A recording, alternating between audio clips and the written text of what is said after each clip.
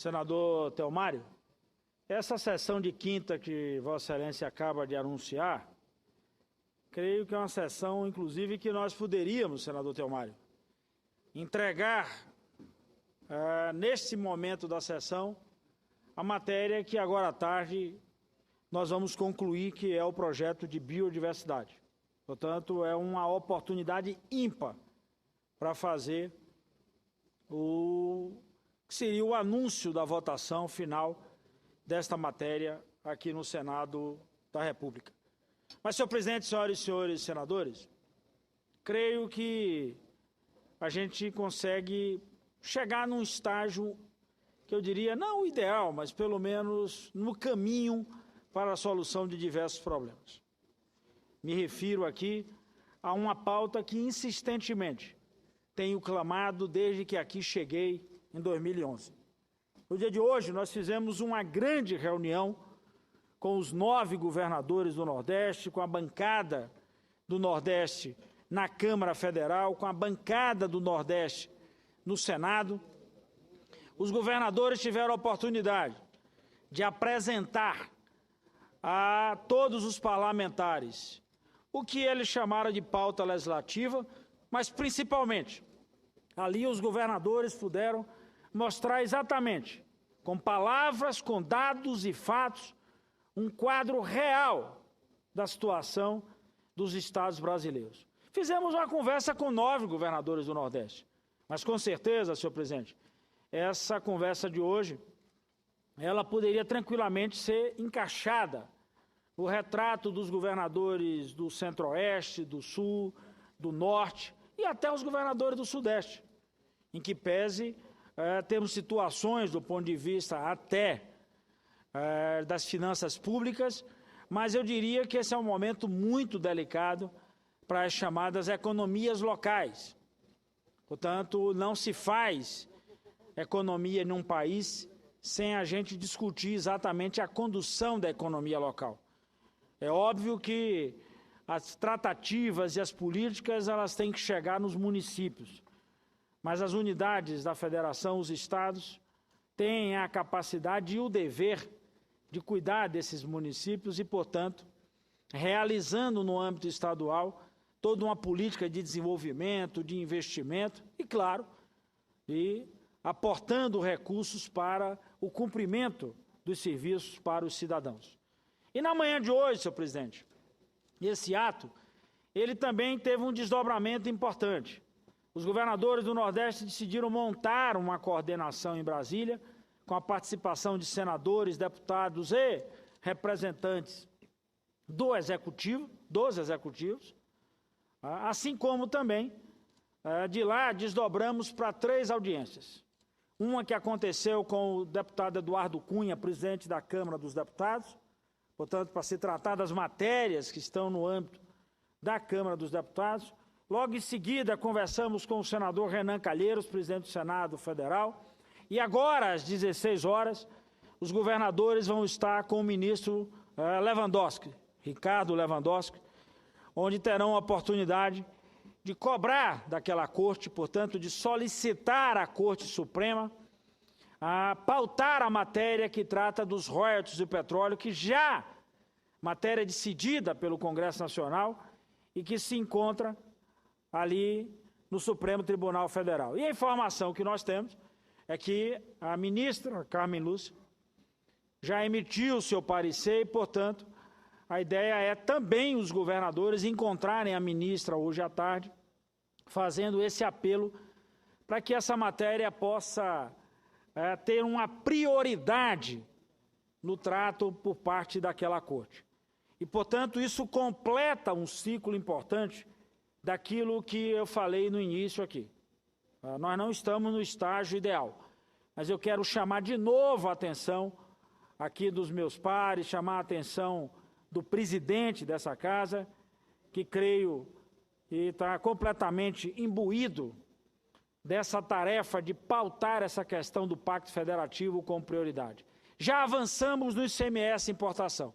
Votamos a questão do indexador da dívida, que falta agora fazer a sua votação final aqui no Senado e até agregar a esse projeto uma importante medida que foi assumida recentemente pelos governos de Estado, ou melhor, pelo Judiciário e pelo governo federal, junto a governo de estados e até cidades, como o caso do Rio de Janeiro, que é uma negociação envolvendo os depósitos judiciais.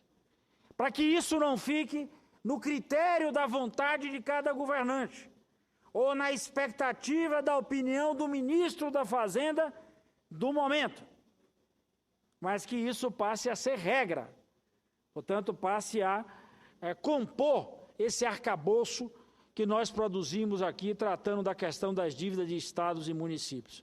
Depois nós votamos a convalidação, anos e anos a fio. Portanto, 35 anos, dizem os mais vividos aqui nesta casa, e 25 anos até o cálculo feito por alguns a partir do chamado debate e a reformulação ocorrida principalmente no aspecto constitucional e também os aspectos ao chamado infralegal constituído e a partir das experiências de cada Estado. É bem verdade que nós poderíamos falar, meu caro Theomário, da experiência de 2011, 2012 e 2013, que quase chegamos a um chamado projeto ideal. Portanto, agora entregamos a convalidação e vamos para um passo seguinte, que é o passo agora, em conjunto com o CONFAS, com os governos de Estado e principalmente discutindo com o governo federal, de uma vez por todas, atacar essa chaga que se chama guerra fiscal, mas principalmente ir ao encontro de uma política de desenvolvimento local, aprovando a resolução, ou até uma PEC de nossa autoria. Eu até prefiro a resolução do que a PEC de nossa autoria, porque a resolução anda mais rápido. Mas a questão da PEC é que na emenda à Constituição nós já inserimos os fundos. A resolução nós vamos votar somente a unificação das alíquotas. A unificação das alíquotas, meu caro Theomário, sem os fundos nós não vamos ter como viabilizar. O que seria da sua querida Roraima sem os fundos, por exemplo, para desenvolvimento econômico? Unificar as alíquotas só para Roraima? Roraima que vive distante, isolada, não por sua opção, mas até por uma distribuição geográfica e, principalmente, o pior de todas, por uma geopolítica que determina uma geoeconomia que cada vez mais pune os menores e mais distantes estados da federação.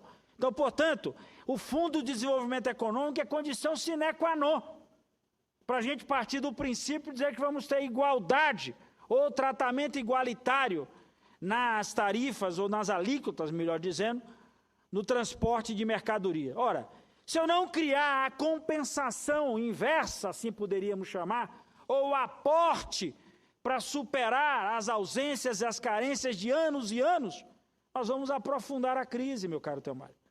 Vamos aprofundar cada vez mais a dificuldade. Então, portanto, esse é um passo importantíssimo para que a gente possa, de uma vez por todas, dizer, dá para resolver a guerra fiscal, dá, trabalha-se com as alíquotas, de preferência o que tem apontado de 4% e 7%, mas, ao mesmo tempo, assegura-se a questão do fundo de compensação de perdas e, principalmente, o fundo para o desenvolvimento econômico. Além disso, meu caro Theomário, na tarde de hoje, senadora Vanessa, a gente pode, de novo, aqui no Senado, votar a matéria que trata do comércio eletrônico. Não é uma coisa qualquer.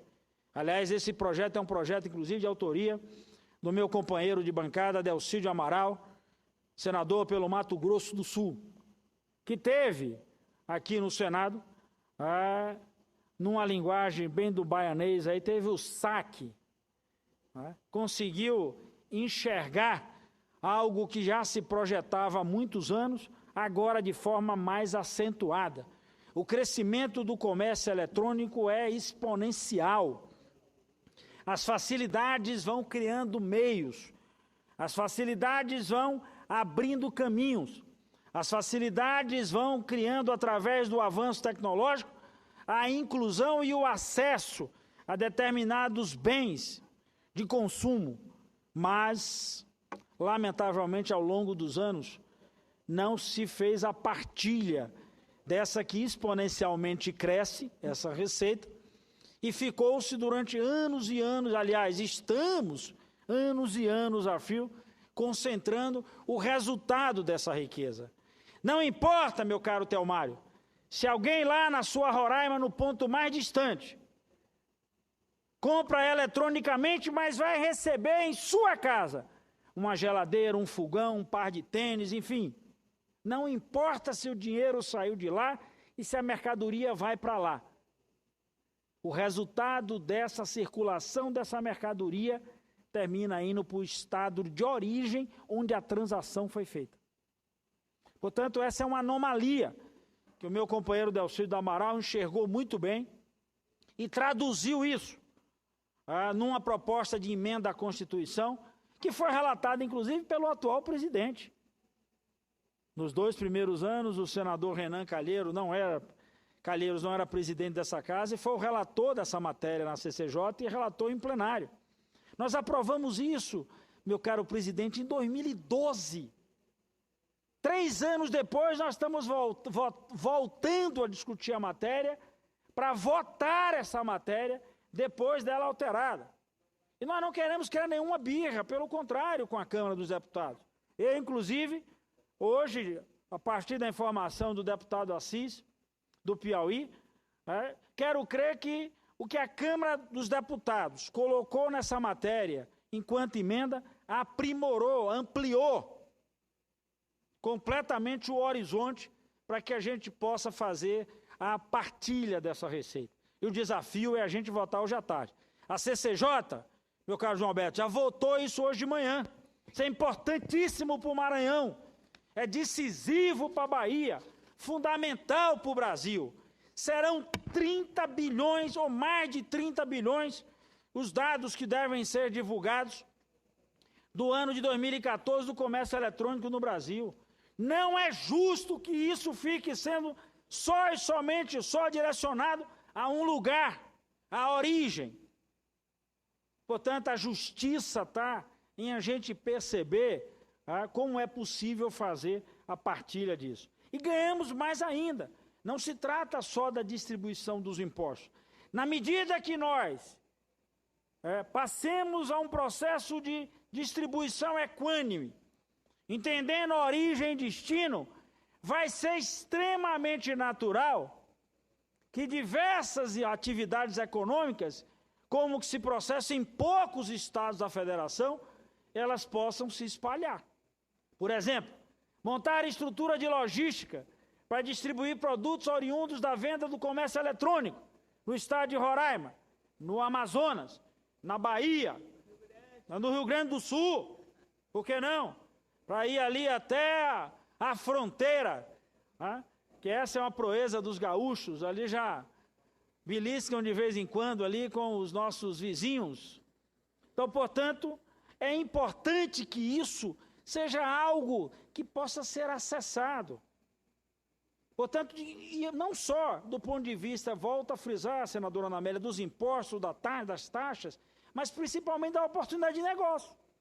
Montar estruturas de logística, call center, você gera mais postos de trabalho, pulverizar isso, tirar das grandes cidades ou das regiões metropolitanas e fazer isso chegar aos rincões.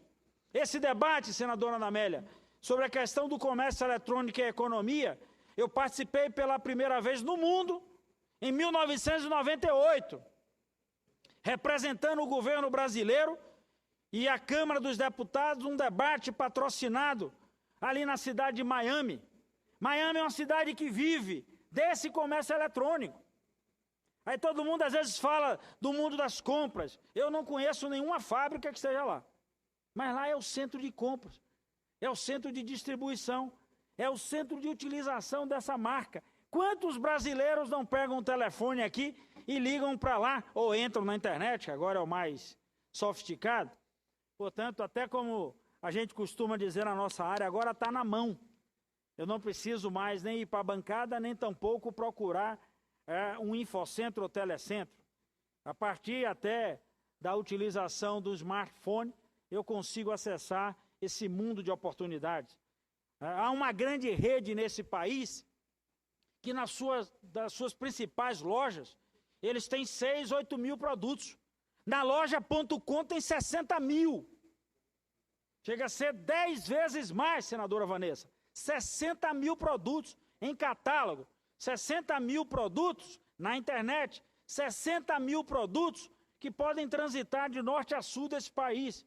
Então, portanto, esse é um debate fundamental. E associado a isso, essa é uma luta importante, é a gente buscar resolver a questão das economias locais. Esse é o debate. Os governadores hoje reclamaram. Como é que eles vão fazer para ajustar a própria questão de previdência, que é um calo em cada estado?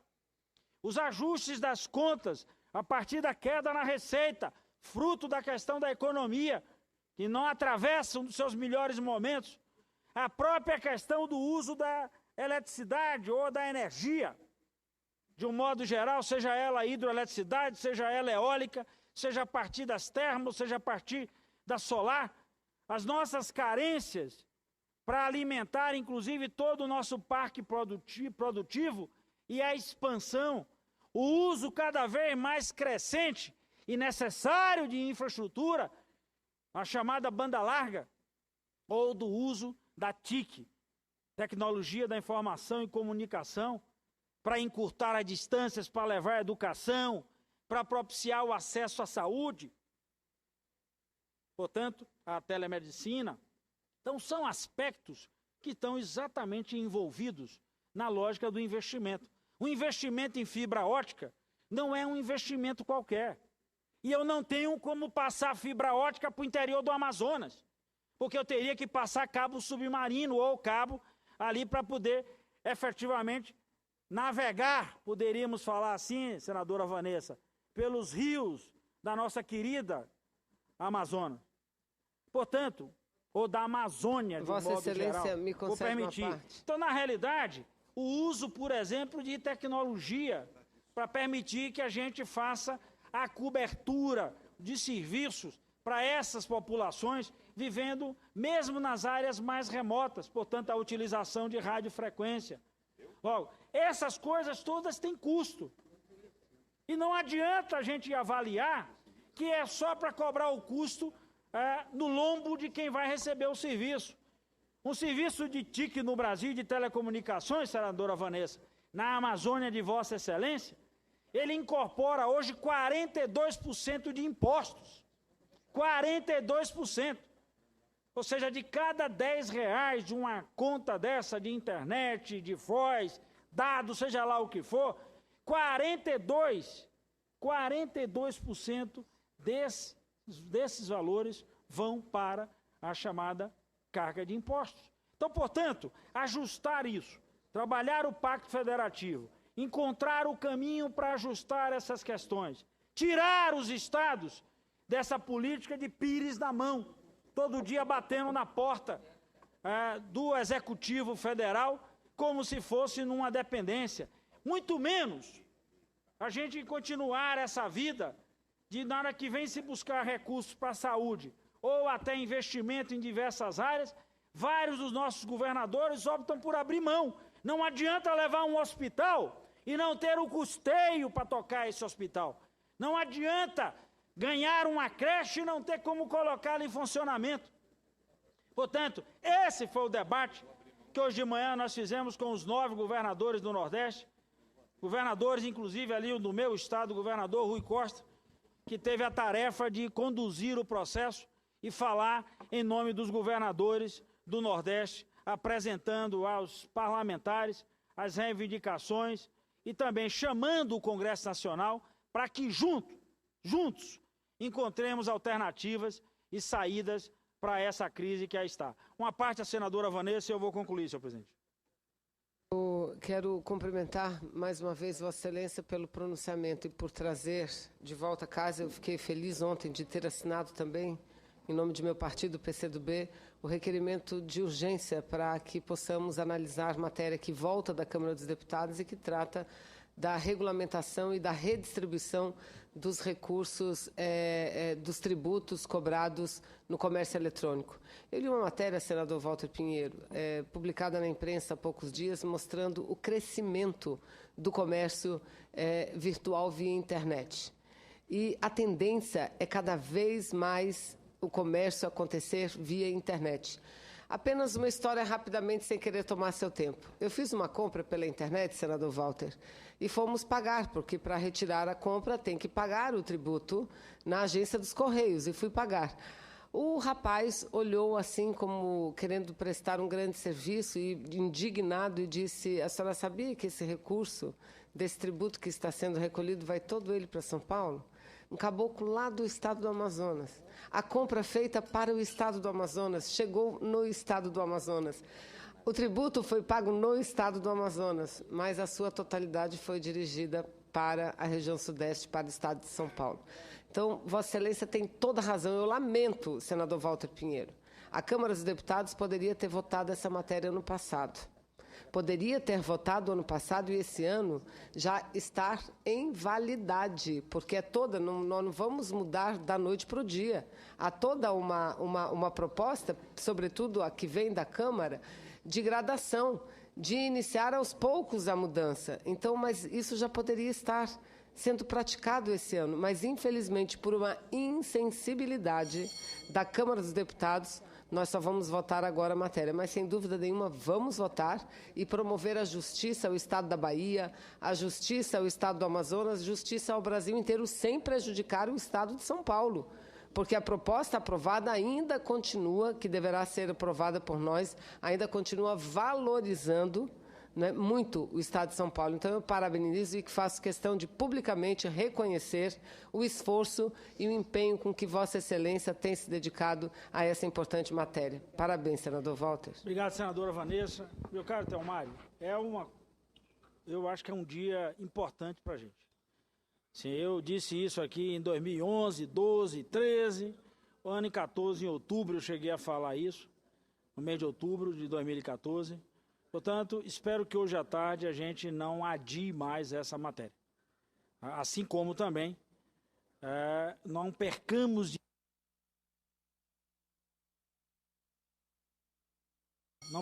de vista nem a oportunidade.